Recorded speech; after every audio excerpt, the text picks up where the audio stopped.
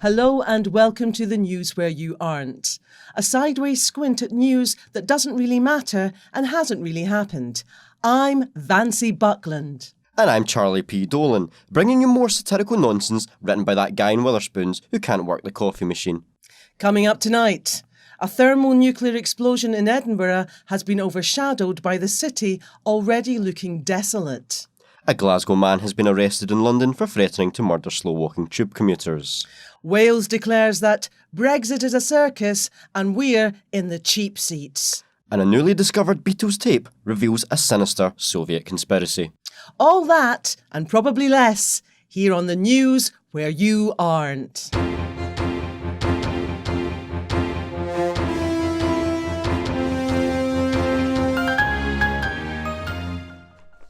Good evening. A nuclear bomb has gone off in Edinburgh and no one has noticed. Reports came in from the massive explosion at lunchtime yesterday, but it was initially hidden by the castle's unnecessarily loud gunshot signalling it was 1 p.m, but also by the fact that Edinburgh already looks like it's been blown up. We spoke to Councillor Mark McCann about the nuclear blast. I got a call to say an unstable nuclear device detonated just off of Princes Street, but I just laughed and said, no, they're just building a new shopping centre. It's meant to look like the song. Edinburgh locals who survived the explosion didn't realise, mostly because they're used to their city looking like the Gaza Strip. I investigated the site, and I was shocked to discover it wasn't just a state because folks building the shopping centre are conducting it like it's a Sunday foray in the Lego box, but a fully fledged terrorist plot to make even more a mess of this once great city. Also, I have huge amounts of radiation poisoning. So far, no one has admitted to this heinous atrocity, but as soon as we work out the company behind the shopping centre construction, we'll let you know. A Scottish man has been arrested outside of Gunnersbury tube station in London after threatening to murder everyone for walking really slow. Tom Merton, 25, from Glasgow, was apprehended by the British Transport Police when slow-walking Londoners made him 8 seconds late for his District Line service. The normal speed-walking Glaswegian reportedly lost his temper and kicked one of the automatic ticket barriers when a business executive in front of him decided to stop to make sure his accounts were in order over his Bluetooth headset. First responder at the scene, PC Sarah Abingdon, had this to say. Normally when we get a call out about a Scot kicking off in a tube station, there's a match on.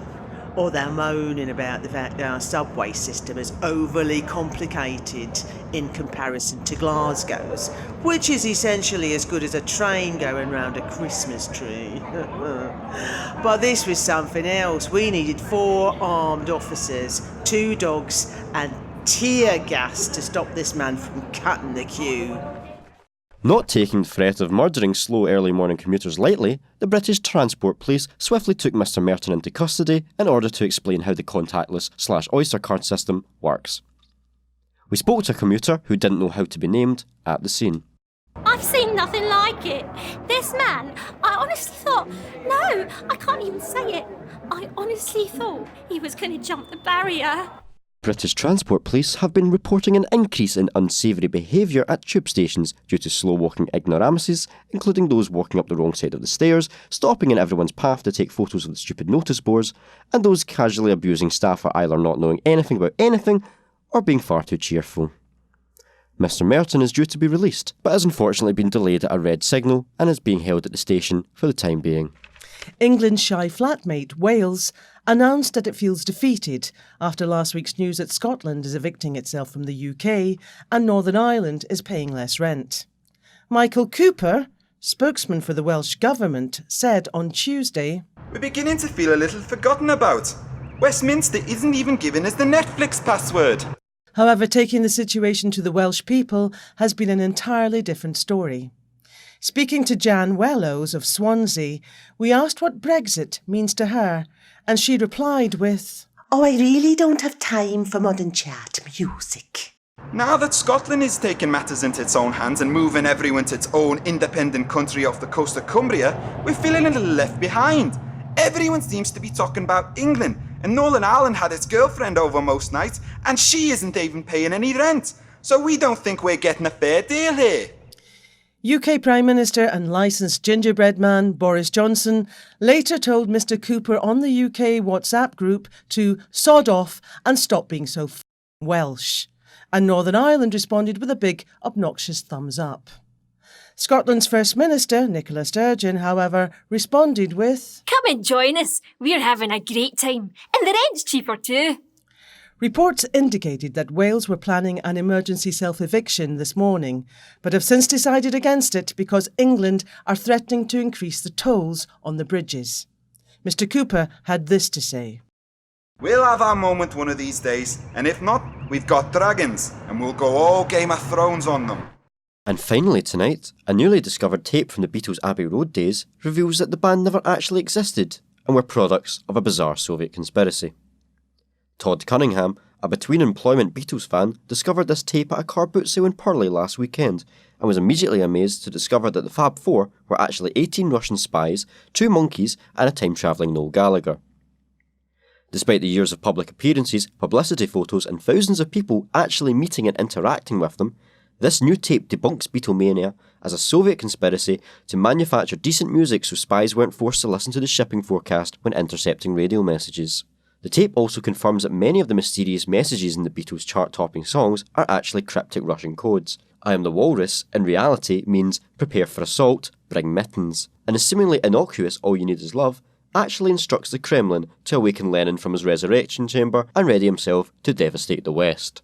We interviewed Yoko Ono to ask how she felt about her husband not actually existing and the Beatles, and their successful careers, being uncovered as a Russian plot. But we came back instead with 4 John Lennon CDs, a toilet brush and some graphic artwork. Despite Mr. Cunningham's best effort, the tape has since been seized by Sir Paul McCartney's private security armada, and only Mr. Cunningham's memories and this report remain of the curious discovery, which we'll be telling you all about. Unfortunately, that's all there is this week. But join us, me, again next time on The News Where You Aren't, and open your mind to whatever rubbish we're feeding you. I've been Vancy Buckland, and that was Charlie P. Dolan. Goodbye.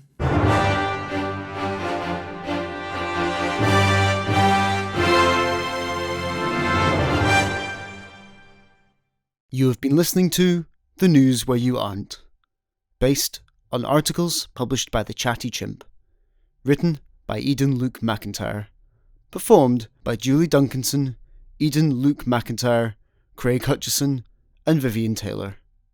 Sound engineered by David Murray, edited by Craig Sutherland, and mixed by Ruben Burgess.